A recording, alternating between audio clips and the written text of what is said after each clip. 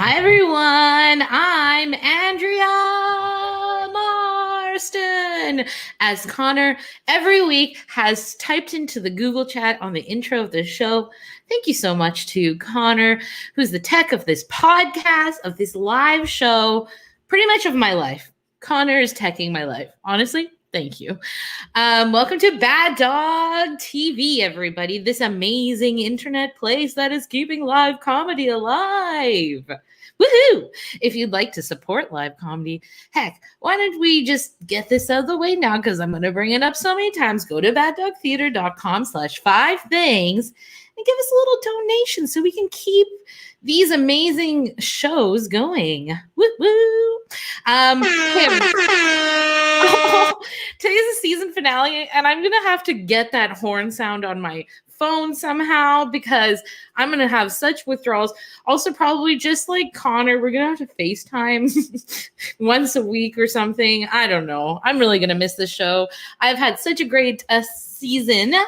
This is the sixth and final show of this spree of shows asking 5 questions. I'm putting 5 in air quotes because guess what? I always ask more. I cannot be controlled. I cannot and I will not be controlled, but I can and I will if somebody tells me to do something else different. So yeah. I want to tell you about all the 5 things I've learned during these weeks of doing this show. But Mercury in retrograde, I just have to have a minute for it. I'm going to take a minute about Mercury retrograding until June 22nd, I think it is. And we're also like in an eclipse thing and something's going on. And usually I'm like, whatever, I'm a tank. I can handle any of this. I can for sure handle this. Today, no. Today it was like, no, you're not going to sleep. You're going to hurt your back opening a window. You're not going to handle it. But I refuse to be stuck in that lack mentality. So here I go with abundance and telling you the 5 things I learned on this amazing show I get to do. So that's the horn of abundance. Horn of abundance? Yeah. Oh, I want to hear another horn first because if you're in the chat, I would just love to hear this other horn. So the only way this horn happens is if you smash that like button. If you smash that like, oh, thank you. Oh, yes. Gonna need that horn on my phone too. Horned up for horns over here on Bad Dog TV. Andrew Marston. Yeah, I've learned a lot. I also, this show has been such a good like tool for me to get back out into socializing in the post-pandemic world because I'm out of practice and all my practice is right here. So thank you. Let's see.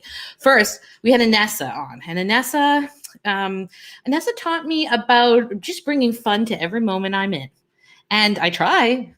Sometimes, even when my back is spasming now, and I'm like, no, we're partying. Bring fun to every moment. We had Fat Al, who taught me just how to be cool and how to like rap. Still working on that.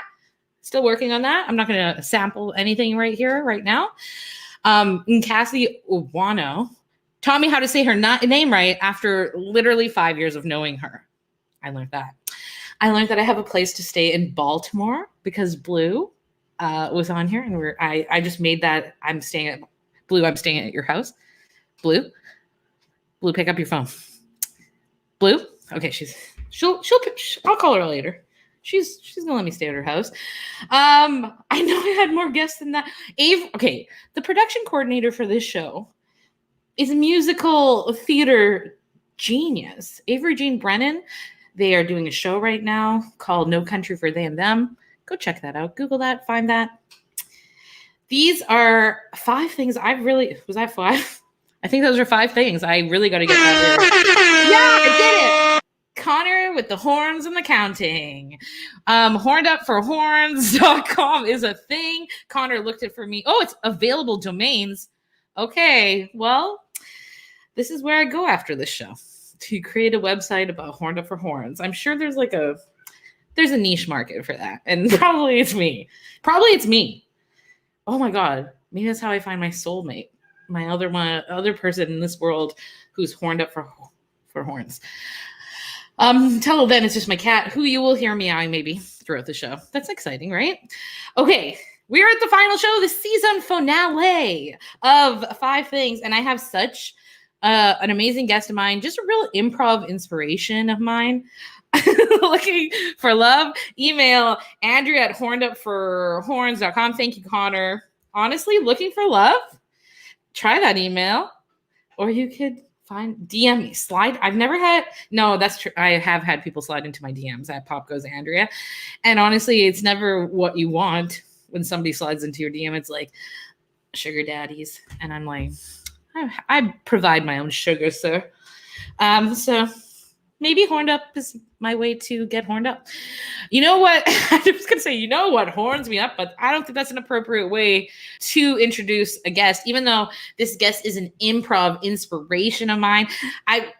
She was literally in the funniest piece of improv I've ever seen in my whole life. Kitty Cops. I'll never stop talking about Kitty Cops. It was exquisite. She played the villain. It was amazing. She is in the Oscar movie Spotlight, which I saw and I loved, and so good. And she's cool. And I'm honestly like, I saw the show she did with Daphne Joseph, Never Have I Ever. And I was like, damn, that was like, she's the kind of person I wish I was friends with in high school. And we'll get to that later. But let's bring out Paloma Nuñez. Woohoo! Yeah, hello. Those horns are good, right? Like, it just makes me feel like, I'm doing something right. I think it's a ringtone. I think you're right. Like, someone's calling. You know what I mean? Excuse me, someone's calling. Yeah. As soon as I get married, that's my husband's. That's what he's gonna get. He's gonna get a horned up horn. Horned up horn. I'm so excited to have you here. Just the letter A from Sarah Hillier. Sarah Hillier. Hi, Illier. Anyways, I'm so kitty cat cops. That's your fellow kitty cat cop is here. Honestly, I love cats and I love improv at such equal levels of like enthusiasm that when they were brought together in a cop drama, I was like, okay, well, I'm never gonna see anything else ever again that's gonna like tickle all my like internal pickles, you know? So like I was very into it. So I'm very excited to have you here. Oh man, to do that show again. It's still do we tape it? I don't know if there's a tape of it anywhere. There is, and I've watched it several times. I need to see it. I need to. Connor has it. Connor has it. I will try to get it to you because honestly, you should be so proud. You should be so proud. I know you were in an Oscar movie, but I think this was it. My art. Spotlight was someone else's vision. So good. Thing 1, let's get into it, because I usually ask a million questions and really not 5 at all. So I'm already getting fogged up because I'm so excited. So thing 1, I'm always curious because you're a really good actor, but you're also like the funniest person in the community. I think like one of the funnier people. So I'm always curious, did you start off in comedy and improv or theater, or like how did it stem because you seem good at multiple things. So where did it start? Oh, that's very nice. And I hate compliments. So great. Okay, let's both hide our faces. I didn't have a ton of formal dramatic training, but I felt like I did a little in university. I went to University of Guelph, and it was more of like an academic program than a theater school program. But I did a lot of like stuff there with Judith Thompson, who's a famous Canadian playwright. Shout out Judith Thompson. And she was amazing. So I took it very seriously because she takes it very seriously. And then when I was done, I moved to Burlington, and a friend of mine that I went to university with was like, we should take these classes at Second City. And it's really fun. And we did. And we did level A together. And it was unbelievable fun. I'm sure as everyone who's ever taken a level A class who's still doing improv is like, oh, it changed my life. It was a blast. And she got pregnant and had a baby and has a wonderful life. And then I was just like, well, I'm going to keep doing this. So over like a year, I did A through E like all over the place. And so I'd say a little bit of drama, but most of my bulk, like I feel at home with like improv and comedy. With comedy. That's amazing. So how this is thing two, because I'm trying to be more efficient with my questions, because somebody Connor says I ask a lot of questions. It's great, Connor. I do. It's thing two, which is rolling off thing one. So like when you're on like set, I've yet to be on set. I'm dreaming one day I'll be on set. Folks, you need to hire Andrea Marston right now. What a charming, delightful, hilarious woman. Honestly. Thank you. Thank you so much. Thank you so much. She'll bring a lot to your show. So I'm gonna take thank you. Thank you so much for the air. Oh, that was nice. These horns are gonna make me cry today. How do you bring improv on set? Like, how does it help you? Like when you are acting, like what are the tools that you use that you have like built in your improv to set? I feel like a lot of the time improv can just kind of help maybe with the people that you work with. So it helps you, you know, how we're kind of good at being like, ha ha ha, and joking around and making like small talk and kind of, I think a lot of it is also for me, but it's for your fellow performers. Just kind of like breaking the ice and making everyone feel relaxed and like laughing. And I think maybe that's why a lot of us have turned to comedy in our lives and have done comedy, is because we're like, I used it as a coping mechanism in social situations. And here's a perfect example. But yeah, I think it makes me feel really comfortable when everyone else is laughing and we kind of just all get to establish a trust. But as far as like the work goes, I guess it's all improv to me if you think about it. It's like, yeah, the line is like, the doctor will see you now, because I've played a lot of nurses. But like, why are they saying it or how they're saying it? And even the stuff in between the lines, like the attitude with which you can bring it. There's so many options. And I think that's why improvisers are amazing in like auditions and stuff, because they're open, like malleable and open to the moment of like, I can change it to this, or I can change it to this. Or finding little buttons and little like zingers that you can add in, and not always even for a joke, but more just for like a complete button or to show like you're really locked into whatever the moment is, whatever that happens to be.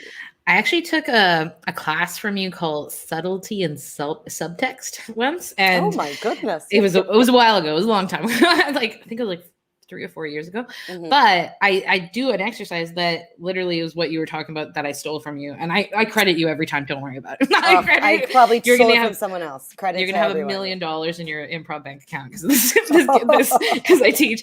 It's called the Good Morning Fucko game of just that's stolen from Susan Messing. So I got to shout out to that beautiful woman from Chicago. Yeah. Nice. I love the stolen teachings of improv that we pass on and on and on.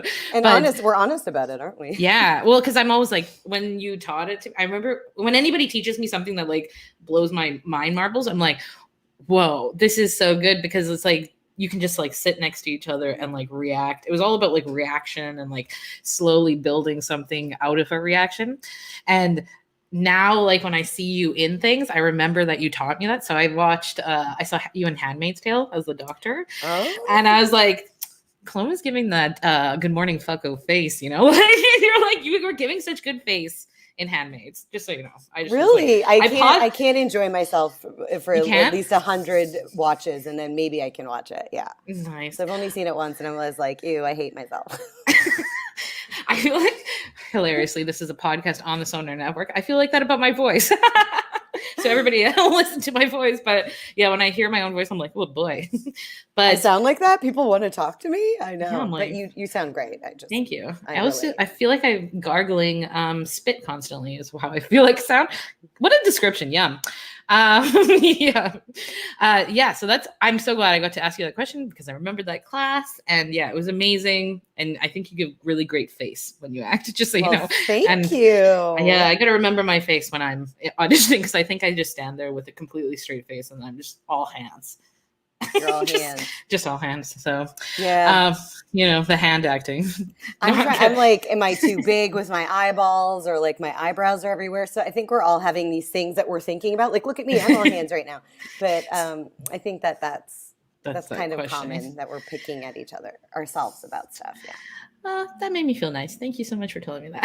Yeah, I think it's pretty normal. My third question has to do with your husband, Kevin Whalen. Oh yeah,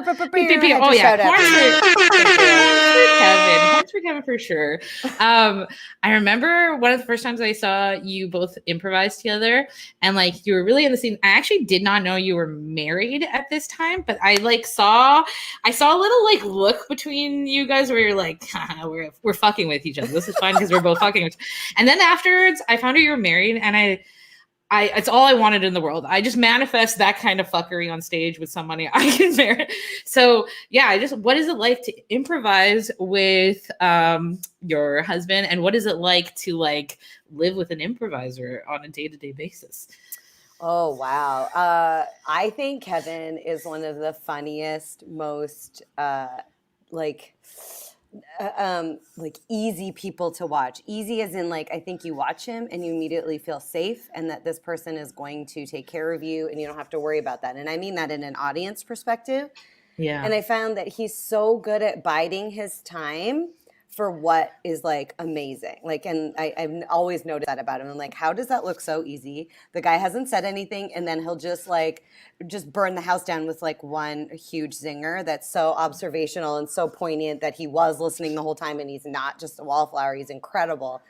So I remember being super intimidated to improvise with him at the beginning, but now it's unbelievable trust is what it is. And he's so like, oh, I'll go anywhere you want, and he'll always have something incredible to add to it. So he's a very generous team partner.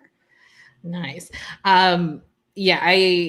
He's so funny. He's one of the funniest people I know. Just I literally the second funniest thing I saw after Kitty Cat Cups was an S&P set. But don't tell him that I've rated this, but it is second. Absolutely. But it was because Kevin, there was like this whole physical scene where nobody said anything, and then he said one line at the end that made it all make sense. And I'm like, oh, okay. I was like, that was very funny. So yeah, I see that definitely. And at home, do you have fun? I just imagine you just doing bits and doing like line games and should have said. I'm such a nerd. I'm looking for a very niche person in my life. And they have to be able to play line games. Line games. We got to do 99. Cook and be hilarious. Yes. Oh, yeah. We do all kinds of silly bits. We, especially with our friends and stuff, but we even started, and I started like a Nuñez acting school, which is a silly bit that I do. And it was really born out of like moments of just him and I hanging out, and like we'll watch a show because we audition a lot, or a commercial, and then we'll like pause it and be like, what a horrible thing for an actor to have to do, like being so earnest about something, or so like, I just wet myself, there's like a Poise Pads commercial, like just some humiliating stuff that people have had to do to get bookings or on TV, and we'll just like make each other do that or give dramatic lines that we have to say. So we do that just as fun. But also we have 2 kids now, so I think it's a lot. I love this show here. Kevin's a big fan. Hi, Kevin. Now I feel like it's a lot of like, let's grind it out with the kids and figuring that out, and then a lot of like just at the end open mouth and staring at each other. Just like exhausted. But still, he's the one person I can still talk to endlessly. That guy probably knows every dang story I've ever had. And I still feel like we'll always have a bunch of stuff to talk about, and it's great to have somebody that makes you laugh. no matter what. That doesn't age. That doesn't go away, you know? Yeah. I have all the guys on Tinder asking me to, hey, you want to tell me a joke? And I'm like, $10, please. Yeah. So like, Inspire me. Inspire me. Give me a word. Yeah. You two, every time I watch you play together, because like from that first time, and I noticed that, I just like wait for it, like they're gonna, especially in Moonstruck. I watched many a Moonstruck, and Thank you. yeah, you all find the fun. That cast finds the fun together so fast, like, and no questioning of like what you're doing, just like straight into it. And it's my favorite kind of improv, so when everybody jumps in. You talked about improv like being an influence on set.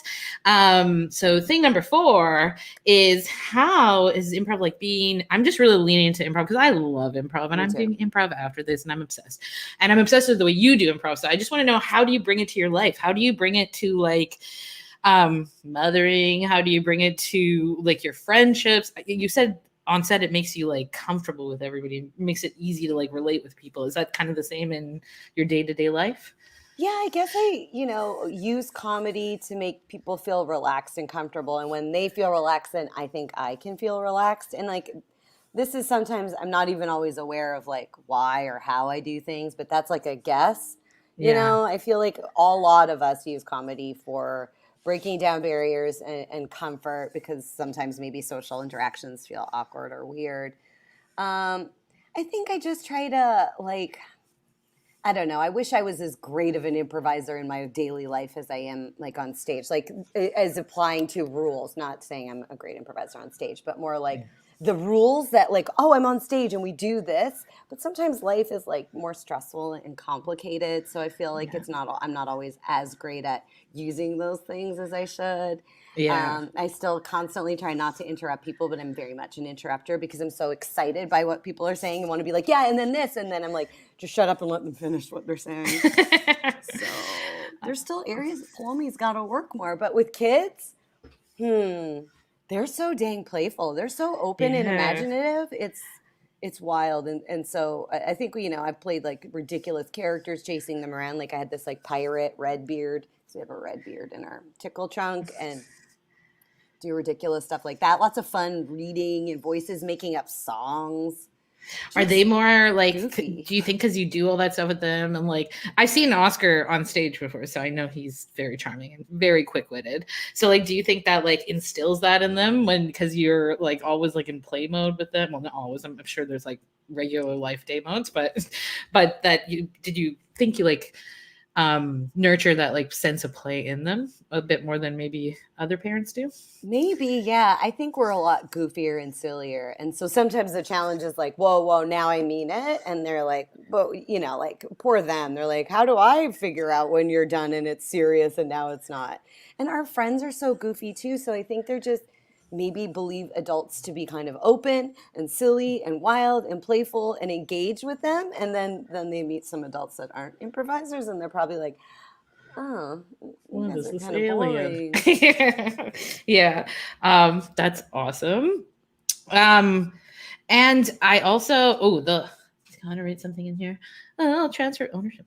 Yeah, you own hornyforhorns.com now, Andrea. I own a certain, hello, Connor. Thank you for making a purchase from Google. How much was Connor has bought hornyforhorns.com. Maybe that's a show coming to Bad Dog TV some point. It sounds Coko, hello. It'll be starring. I hope it would be starring Paloma Nuñez, Kevin Whalen, everybody who loves horns in the community. Just come and get horned up for horns with me. And everybody who's horny. Let's do it. Yeah, honestly, I was going to go into a whole post-pandemic dream I have, but which is just a bunch of group sex with horns. Just horns. Group sex. Speaking of being a bad girl. Oh yeah. This is the one you were waiting for.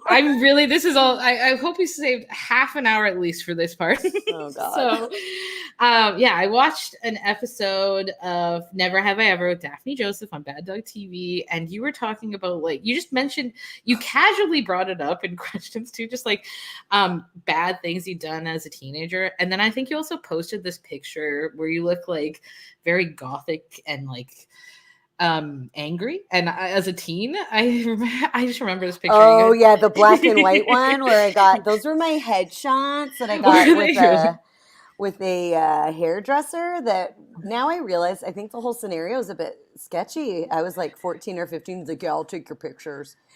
You know, maybe that shouldn't have happened.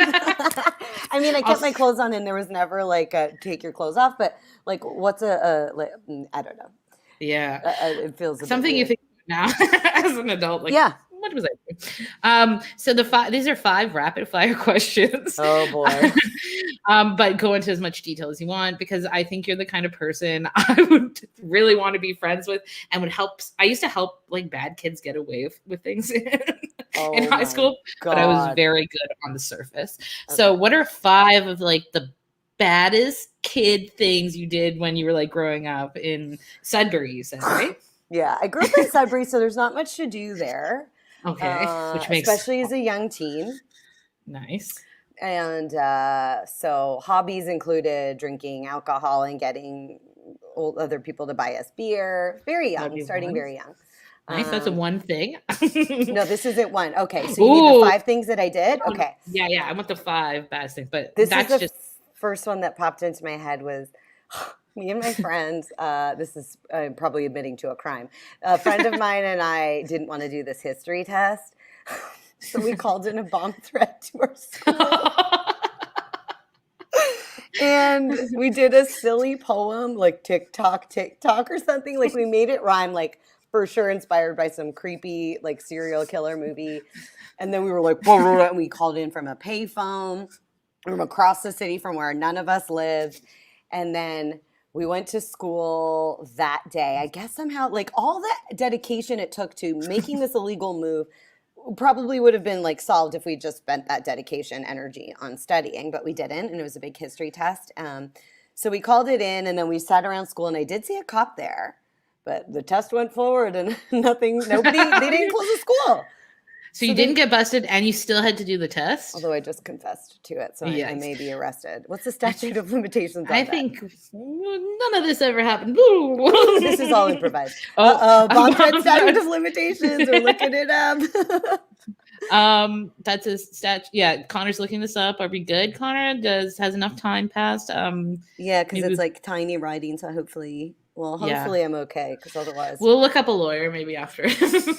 Yeah. Maybe I'll need to get a lawyer. Hopefully everyone doesn't mind donating some money towards my jerk thing. Your children are watching. Well, then I can't confess to these things. You have to plug their ears. Second thing I did. Earmuffs, Kevin Whalen, please. First time I tried drugs, I did acid. Whoa. At like a school dance. So, nice. So how old were you? Insane. How old? I probably like 15 or 16. Dang, Sudbury's crazy. And then I smoked like weed, and you know how like that happens sometimes. Some people, you're just like, I don't feel anything. Yeah. I think it took a while for me to actually feel it, and I'm very interested in the science of that. If there's a Google that wants to happen on that.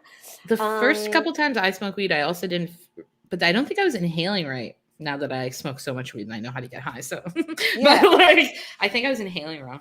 But I smoked cigarettes, so I knew how to inhale.